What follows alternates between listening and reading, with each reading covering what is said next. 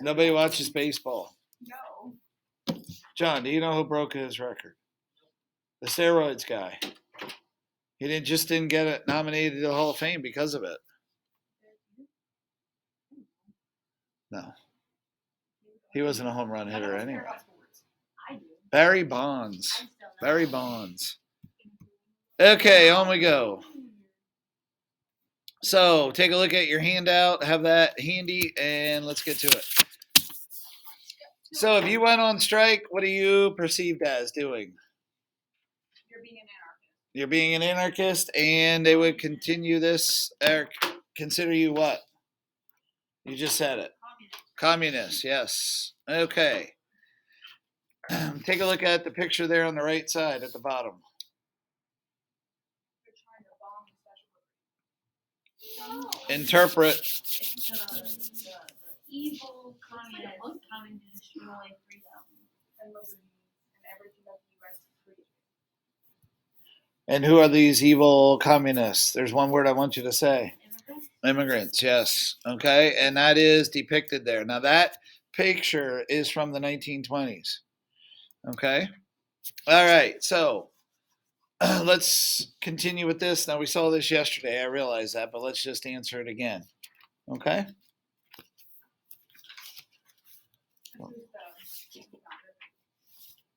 I don't have my copy handy. No. Sarah, I had it when you came in today. Where'd I put it? Me either.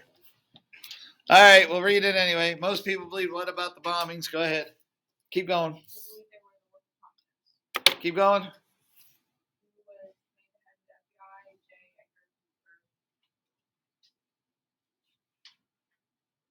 Keep going. No single group is identified as the bombers. Authorities were what they focused on deporting immigrants and detaining them. But did Congress limit 1920s immigration? Who won the election in 1920 was he called for? William Vernon won, and he called for a return to normalcy. Okay, hang on 1 second before we go any further. Take a look up the screen there. The Palmer Raids, I do want you to know that, named in honor of Mitchell Palmer. Round up immigrants who were in question. Make sure you have something along the lines of 6,000 people were deported. 6,000 people were actually deported by the Palmer Raids. Okay, I do want you to know that. What page is that on there? 6,000. Of your handout. So everybody's on the same page. I saw some not looking at page 2. Everybody go to 2. Yeah. Make sure you have 6,000 people. Okay? And that's part of the Palmer Raids. All right, what's happening here? They're getting kicked out of America for being communists. What's in the background? They're going away from the home.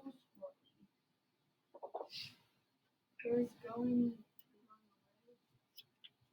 for their health. For their health, okay? So this is what we call nativism. All right, let's read a summary there. Go, Lindsay, please. The Department of Justice captured and deported leftist radicals and anarchists. Attorney General Michael Palmer. This Red Scare was triggered in part by the Russian Revolution in 1917, as well as the tensions between the organized labor, as illustrated by the strike and bombing plots in Seattle during the 1919. Palmer set up a special force to monitor and arrest those suspected of being against the U.S. government, especially those accused of being communist, socialist, or anarchist. Several thousand people suspected of having radical or leftist beliefs were arrested. And that's only going to get bigger during the Red Scare, which is coming up after World War II. All right, let's read a quote. Sarah Smelts, please. I believe we should place them all on a ship of stone instead of lead, and that their stopping place should be hell. Interpret. I think we can interpret this one. They want Go to ahead. kill the communists and drown them in the ocean. And I think you could definitely say more than communists. I mean, I think this is directed at immigration, period. I Okay? mean, it does say the red, but that's Yeah. all immigrants to them, so I guess. Not necessarily. I mean, I don't want to oversimplify this, but I think some people definitely had that same attitude on immigrants, period. Okay? Racism is the state. Anybody catching on here? Because communism. John got it. You get it, John? What you're looking at is Karl Marx, who was a strong communist advocate. And what they're saying there is the communist runs the state, runs the government. Okay, moving on then. What did Congress limit in the 1920s? Katie, what do you got here? Immigration. Okay, keep rolling, please. He won the election in 1920, voting party, and he called for a return to normalcy. Nativism researched in the 1920s due to the economic recession, influx of immigrants, and racial and cultural tensions. Okay, and racial and cultural tensions, definitely. Who were Sacco and Vanzetti? I do want you to know them. Sacco and Vanzetti. What do you got there? Grow, what do you got? Italian immigrants and artists who were controversially accused of murdering a guard and a paymaster during 1920. Okay. Yes, very much so. Okay, take a look up at the screen. Let's read through that. Katie, go ahead, please. The two Italian immigrants, Stefano Sacco and Bartolomeo Vanzetti, were accused of robbery and murder. The men were convicted and executed in 1927. The problem, the two men were convicted with little evidence. Many believe they were convicted because of their beliefs and because they were immigrants. This court case contributed to the rise of nativism distrust. Okay. And I want you to know them. Sacco and Vanzetti, you do want to know them. The question is, did they get a fair trial? Now, that does not mean they weren't guilty, but they certainly did not get a fair trial either. And I do want you to be aware of that. Okay? Anti-redism, anti-foreignism. Okay? Shade, please. Anti-redism and anti-foreignism were reflected in a criminal case of Nicholas Sacco and Bartolomeo Vanzetti. The two men were convicted in 1821 of the murder of a Massachusetts paymaster and his guard. Although given a trial, the jury and judge were prejudiced against the men because they were Italians, atheists, anarchists, and draft dodgers. Despite criticism from liberal and radicals all over the world, the men were executed in 1827. Electrocuted, which would be executed, yes. That would be the, what form of execution? The electric chair, yes. Okay, the KKK comes back after the Redeemers of the South. Okay, anti-immigrant, biggest reason this time. Certainly racist organization, but I do want you to know the biggest reason was to be anti-immigration. Okay, why did the KKK then decline, Matt? The sharp reduction in immigrants because of the new laws. Well, that certainly might have helped, but I don't think it changed anybody's mind. Go ahead. So there were scandals and power struggles involving its leaders. Yes, there were scandals within the KKK itself. Seems only certainly a way that it would start to go down.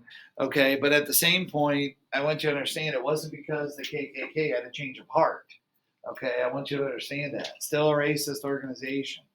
Okay, so let's take a look at this. KKK closely resembled the nativism of the 50s. Why did it happen in the 20s? Why does it end so quickly? Go over to the right side there. Hiram Wesley Evans. Okay, let's read through this. He's the imperial wizard of the KKK in 1926.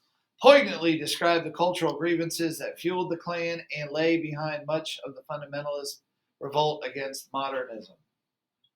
Lindsay, please.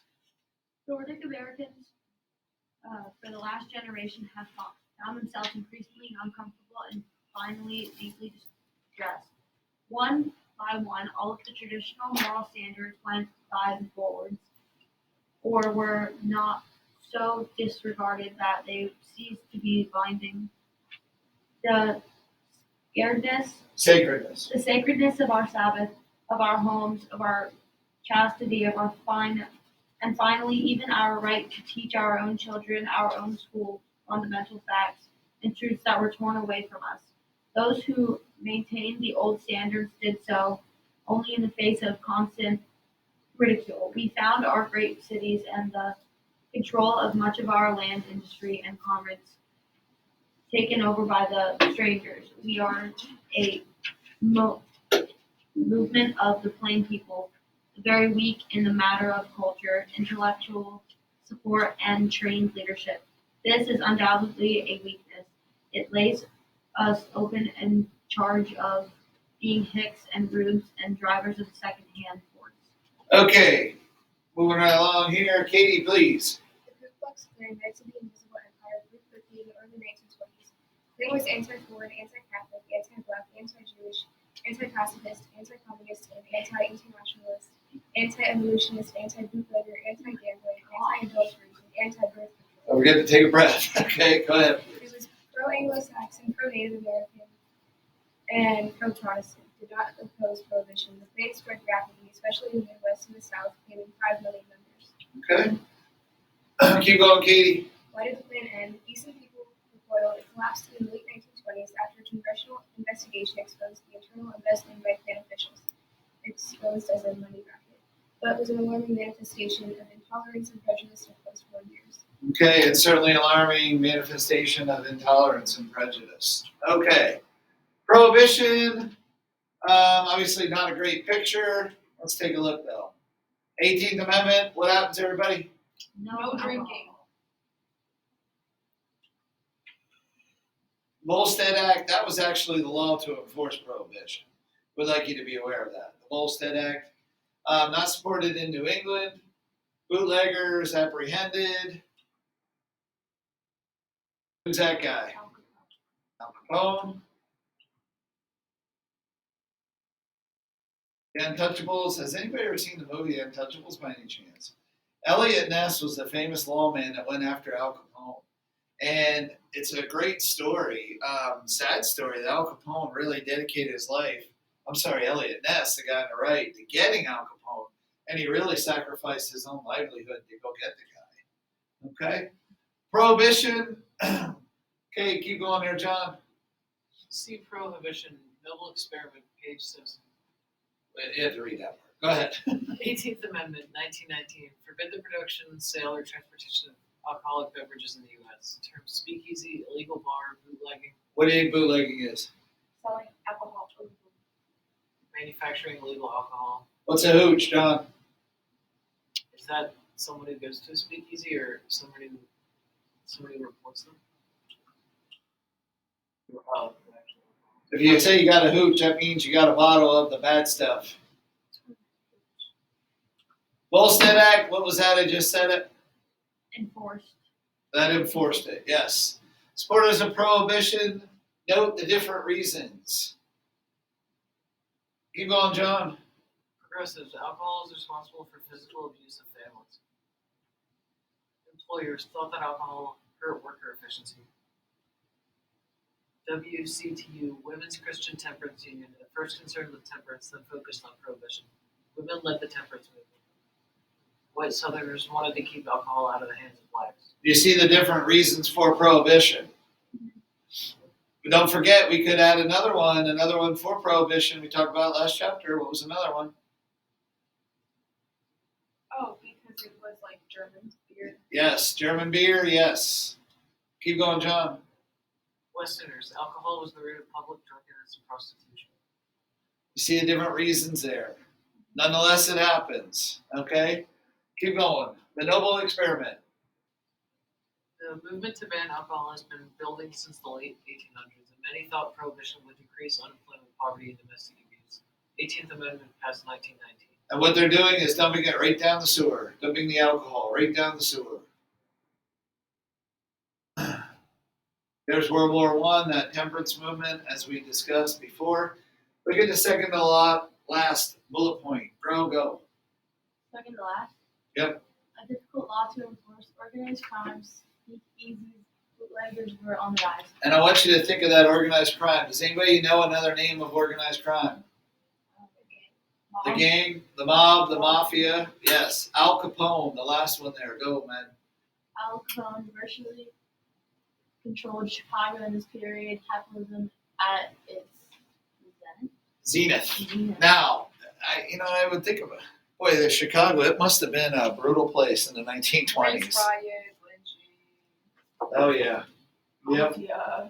Gangsterism, big time. Chicago must have been a really dangerous place. Okay, go ahead, John. The golden age of gangsterism. The large profits of illegal alcohol led to bribery of police. Violent wars broke out in big cities between rival gangs who sought control of the booze market. Chicago was the most spectacular example of lawlessness. Scarface Al Capone, a murderous booze distributor, began 6 years of gang warfare that generated millions of dollars. Capone was eventually tried and convicted of income tax evasion and sent to prison for 11 years. Gangsters began to move into other profitable and illicit activities: prostitution, gambling, narcotics, and kidnapping, for instance. Okay. Keep going there, John. Almost as soon as Prohibition was passed, people campaigned against it. Many viewed the explosion of violent crime as worse than the ills created by the legal sale of alcohol. Chicago violent. The 21st Amendment officially repealed in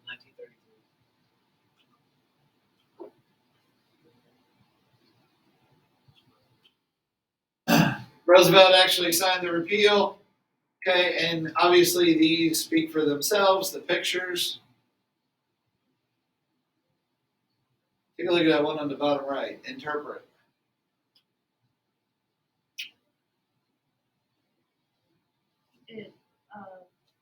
Alcohol was one of the causes of domestic violence. Okay. Anybody add something to that? I agree. Anything else to add there? Katie? They're kind of like using like the picture of like the baby on the photo to kind of like sell their cause. What about the child? Like he looks. Whenever you see To stay innocent. when you see child, you say, "Oh, the children." Gotta stay innocent. The children. Gotta shelter the children. Be on shelter someday. How's this? What's going on here? Legal alcohol. That is a real picture, by the way. Why'd they bust the windows for that? This would be hard to put water through the windows. It's not water. Couldn't agree more. Okay, keep going there. Again, we have the different reasons. We already covered that. Prohibition, speakeasies. Again, this is just a summary. What's happening here? People are having two reviews. Something good. It was a failure and something with a success. Okay. All right. And we got to get into immigration, which we'll get to tomorrow. Okay. Make sure you stay up with the assignments. Take a look. Let me know if you have any questions. Now, take a look at your handout packet. Does anybody have mine? I did not steal it, so don't blame me. I said